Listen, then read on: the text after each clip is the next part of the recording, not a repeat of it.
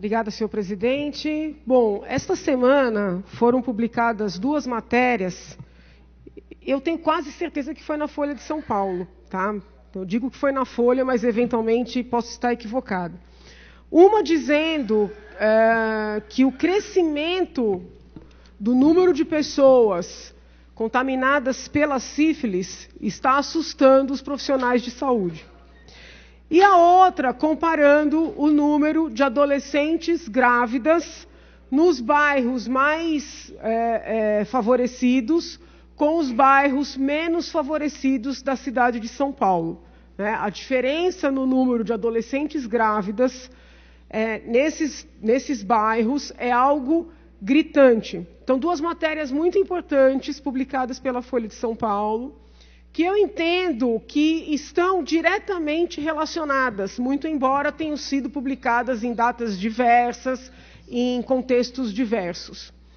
Desde o princípio que eu tomei posse aqui e venho falando sobre a questão do parto, eu tenho compartilhado com os senhores que nas minhas visitas às maternidades recebo a informação dos médicos das UTIs neonatais de que os bebês que estão lá, muitos dos bebês que nasceram prematuros, estão lá porque nasceram de mães contaminadas pela sífilis e, por isso, são bebês portadores de sífilis congênita. Já trouxe esse problema aqui para falar da falta, né, do medicamento, que é um medicamento produzido, inclusive, pela FURP, mas também trouxe essa questão aqui para falar do problema da falta de prevenção. Tá? O raciocínio que eu estou trilhando é um pouco complexo, mas no final os senhores vão perceber que tem lógica.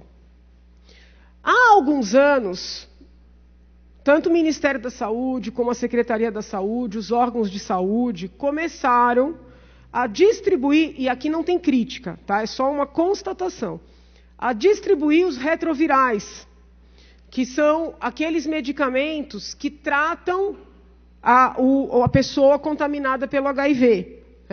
Que foi uma grande conquista. O Brasil se transformou até num exemplo para o mundo em termos de tratamento para o HIV. Na esteira desses medicamentos, criaram-se outros medicamentos que recebem o nome de PEP e de PrEP. Tá? Esses medicamentos servem para a pessoa tomar quando ela se submeteu ou praticou uma relação sexual insegura. Tá?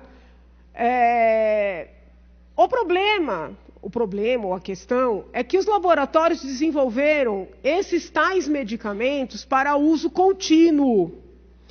Então, primeiro nascem os retrovirais para tratar quem já está contaminado. Depois vem os PEPs para as pessoas tomarem quando praticam uma relação sexual desprotegida ou insegura ou acreditam que podem ter sido contaminados. Depois vem os PrEPs, que são medicamentos tomados com uso contínuo para aquelas pessoas que sempre se expõem a uma vida, vamos dizer assim, de risco de contaminação. O foco desses medicamentos é o HIV, tá? Então, entendam, eu não estou criticando a distribuição desses medicamentos, eu não estou criticando que o sistema público de saúde adquira esses medicamentos e forneça esses medicamentos, mas eu tenho uma preocupação que não é de hoje, com o fato desses medicamentos, de alguma maneira, estimularem a não utilização dos preservativos. Vejam, se os laboratórios desenvolveram um medicamento, o tal do PrEP, para as pessoas que se expõem a risco, pessoas que se prostituem, pessoas que têm um relacionamento com muitos parceiros ou muitas parceiras, se os laboratórios desenvolverem esses medicamentos e os equipamentos públicos de saúde estão distribuindo esses medicamentos, fazendo campanhas, intui-se que essas pessoas estão fazendo sexo desprotegidas. Estão fazendo sexo desprotegidas, tomando essa medicação que as blinda se é que as blinda completamente, porque também tem um crescimento aí, tem jovens que estão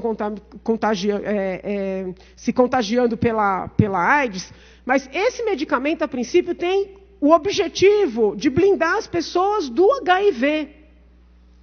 Mas ele não tem poder, pelo menos pelo que eu sei, de impedir a contaminação por outras doenças, inclusive pela sífilis. Então, olhem que interessante, na medida em que os laboratórios desenvolvem esses medicamentos, que não deixam de ser uma evolução da medicina, mas que passa a ser política pública, a distribuição e até o incentivo à utilização desses medicamentos, diminui a utilização dos preservativos. Porque a pessoa pensa o seguinte, eu tomo PrEP, para que eu vou usar preservativo? Né?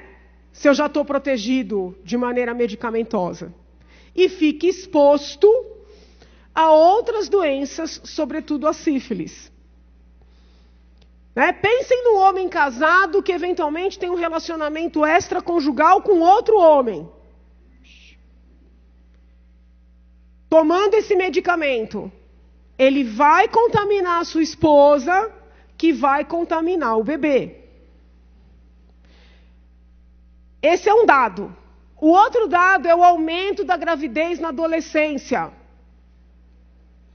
Existem laboratórios que têm trabalhado pesadamente no convencimento de agentes públicos para que os órgãos públicos adquiram e forneçam os anticoncepcionais subcutâneos. Até no meu gabinete veio gente aí falar com o assessor meu, que era importantíssimo fazer um projeto de lei para que o Estado de São Paulo fornecesse.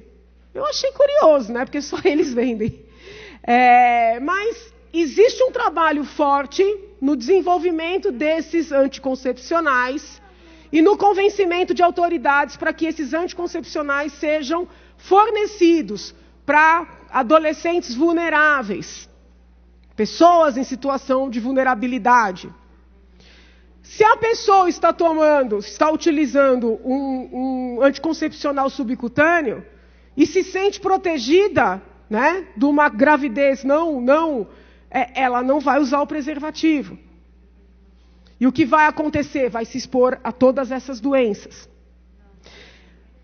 Quem viveu, o senhor que gosta de rock, né, presidente? Quem viveu a época Cazuza, né, sabe, já foi educado ouvindo falar da importância do preservativo.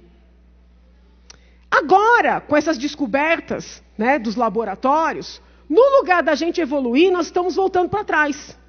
Porque as pessoas se sentem seguras, existe um estímulo a uma hipersexualidade, uma hipersexualização, inclusive de adolescentes. Ninguém mais lembra, a não ser a gente que é mais maduro, né, do sofrimento do Cazuza, e a meninada se sente tranquila para uma vida sexual absolutamente desprotegida. Então, eu venho aqui dizer que nós temos que tomar cuidado, que os laboratórios farmacêuticos, né, têm mentes, são importantíssimos, até para a evolução, né, da humanidade. Hoje as pessoas vivem muito mais em decorrência das descobertas dos laboratórios farmacêuticos, mas até por serem empresas e dependerem de recursos para sobreviver, existe todo um investimento num marketing, né, e que muitas vezes leva a situações que são piores do que as que visam combater. Nós precisamos entender e voltar a falar, primeiro, no retardamento do início da vida sexual. Eu não tenho vergonha de dizer que sexo não é para criança, sexo não é para adolescente. Eu não tenho vergonha de dizer. E, ao lado disso, voltar a falar na importância do preservativo. Porque o preservativo previne a gravidez não planejada, previne a contaminação pelo HIV e, diferentemente desses remédios todos, previne, né, a contaminação por outras doenças sexualmente transmissíveis, sobretudo a sífilis.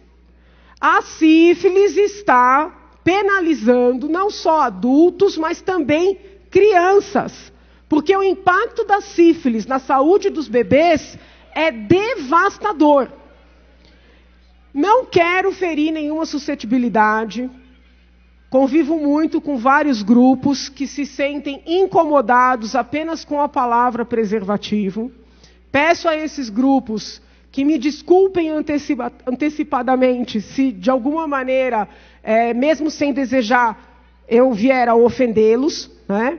Mas entendo que é necessário resgatar as políticas, as campanhas, os discursos, a linguagem da época de Cazuza. Porque foi só aquela geração, né, que viu o sofrimento dele, que compreendeu a necessidade, né, de uma proteção maior. Então, eu não estou aqui falando que o Estado não tenha que comprar esses medicamentos, que não tenha que distribuir esses medicamentos. Eu até tenho minhas percepções a respeito disso, mas não é esse o local, nem o momento e nem esse o objetivo. O objetivo é dizer o seguinte: olha, esses medicamentos estão aí e a gravidez indesejada está crescendo, a sífilis está crescendo, a saúde das crianças está padecendo, então nós precisamos parar para refletir, porque tem muito interesse econômico por trás, né, dessas novidades que supostamente vêm em benefício da saúde. Muito obrigada, senhor presidente. Muito obrigado, senhora.